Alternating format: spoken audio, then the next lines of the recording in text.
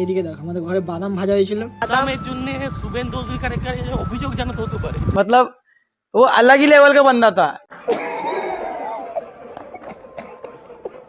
চালগুলো কন্ট্রোলে দিয়ে বলিনি বাবু ভিডিওতে। তো গাইস এখন সন্ধ্যার বাস চলে এসেছে। So hey guys, welcome to my channel. তোমরা দেখছো রিকি ব্লগ আর রিকি ভাবস বিকাশ স্বাগত। তো গাইস নতুন একটা ভিডিওতে, নতুন একটা ইন্ট্রোতে তোমাদের সকলকে সুস্বাগতম। আর এই এখন জাস্ট ভিডিওটা কন্টিনিউ করলাম। আর এখন কটা বাজে একবার জাস্ট দেখো, এখন বাজে হচ্ছে 6:10 আর মানে বিকেলবেলা। আর এখন থেকে আমি ভিডিওটা কন্টিনিউ করলাম। আর এদিকে দেখো, এই দেখটা এইদিকে দেখো অন্ধকার অন্ধকার টাইপের এবার আসছে।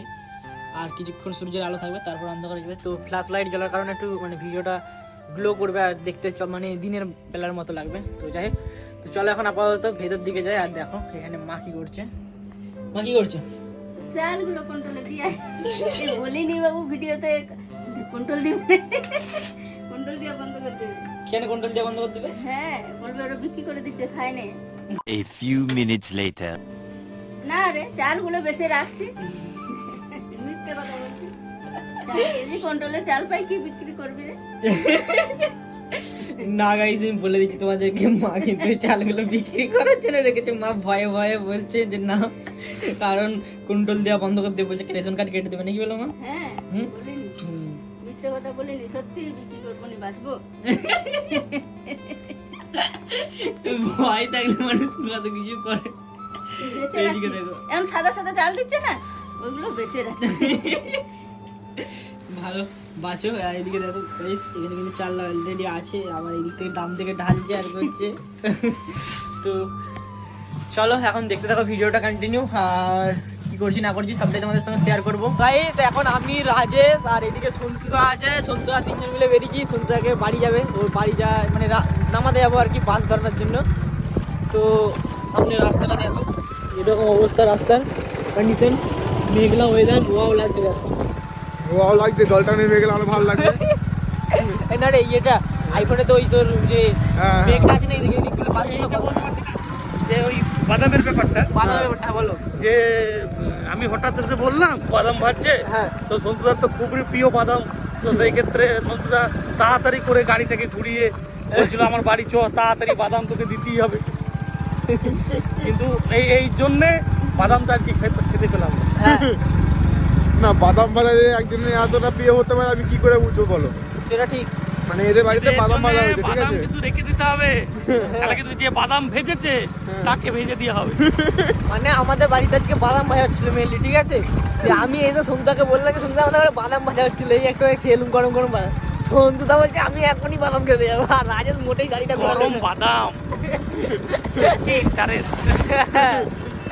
রাজেশ মোটেই গাড়ি ঘোরাচ্ছে না, কি বলবো। আবার তাড়াতাড়ি করে চালাচ্ছে।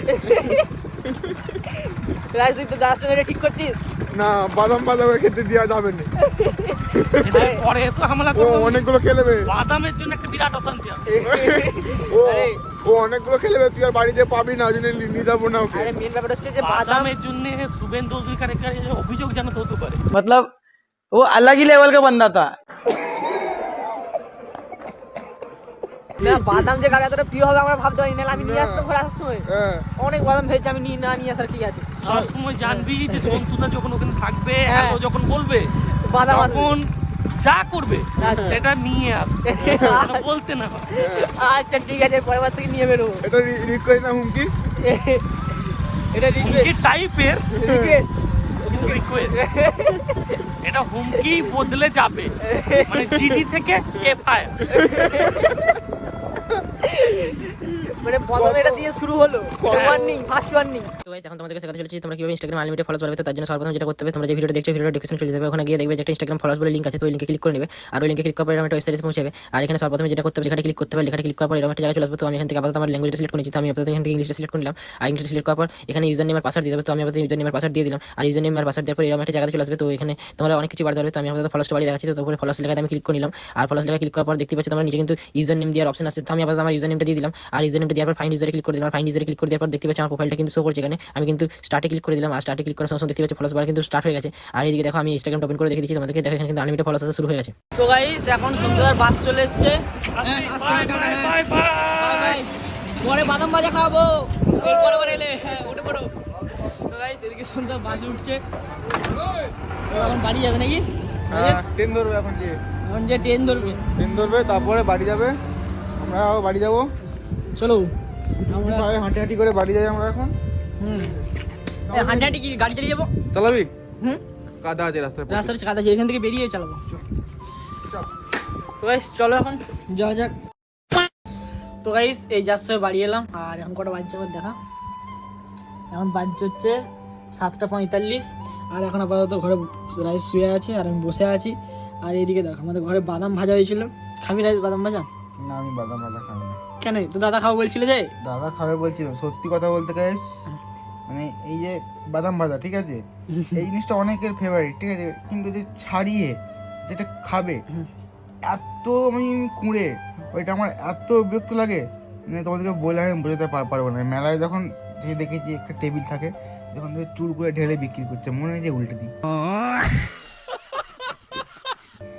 ভাই রিয়েলি বলছি, হ্যাঁ হ্যাঁ রে ভাই, আমার এরকম লাগে এই বাদামগুলো।